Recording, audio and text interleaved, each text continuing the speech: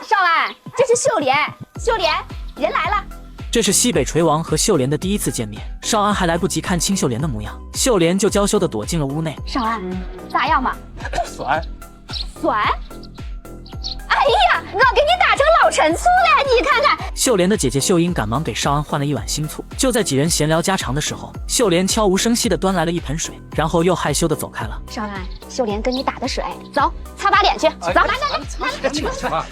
很快就到了饭点，虽然没有大鱼大肉，但是比少安自己家的伙食要强上很多。秀英端上了秀莲特意为少安蒸的白馍，她因为害羞并没有上桌吃饭。姐夫告诉少安，秀莲越是害羞，就证明心里越是有她。秀莲和少安一样，都是被父亲一手带大的娃。山西这边粮食的产出也不高，可幸运的是贺耀宗酿的一手好醋，所以比村里其他人都要富裕一些。这则消息让少安很是惊讶，要知道陕西那边还是不允许私自买卖的。接着姐夫就给老丈人使了个眼色，贺耀宗心领神会的表示秀莲长得不好看，问少安的心里是咋想的。咋不好看了？我觉得挺好的呀。好，咋好？生得挺好啊，能干活也懂事，这门里门外的活不是都能干吗？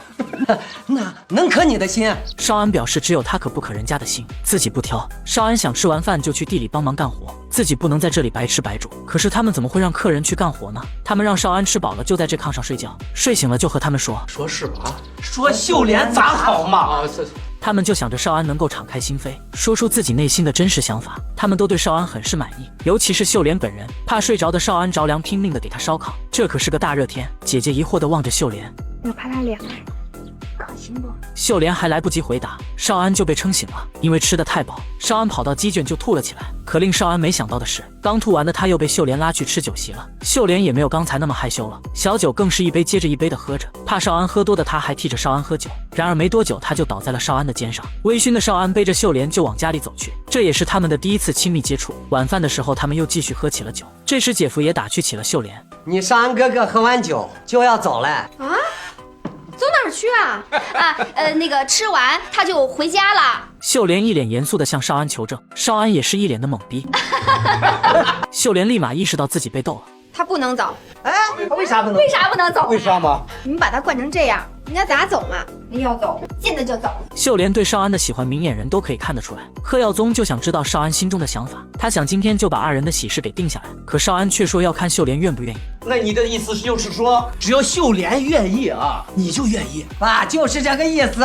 秀英开心的马上就要把这个消息分享给秀莲，可似乎少安还有着心事。晚上秀莲开心的在院子里洗着衣服，此时躺在屋内的少安也从睡梦中醒来，他在房内找着外套，很显然秀莲洗的就是他的衣服。此时贺耀宗和秀英走进了屋内，他给少安端来了一碗醒酒醋，他告诉少安，少安就是秀莲要找的那个人，还说你这个人身上有一股很强的悍性，让他觉得跟了你之后啊，那讨吃要饭都是放心的。秀莲听着屋内的谈话，脸上的笑容已经是藏不住了，手上的动作也不自觉地快了3分。此时贺耀宗又掏出了一瓶白酒，他想要把少安喝到敞开心扉。不敢喝了啊，我受不了了。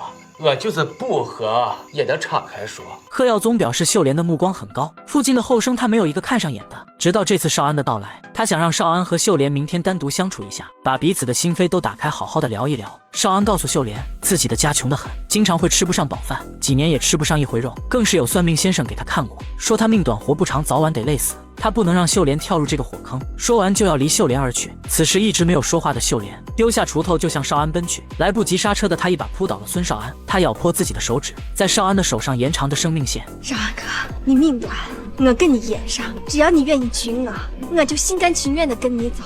要是我秀莲愿意，我不嫌穷，谁也不能说啥。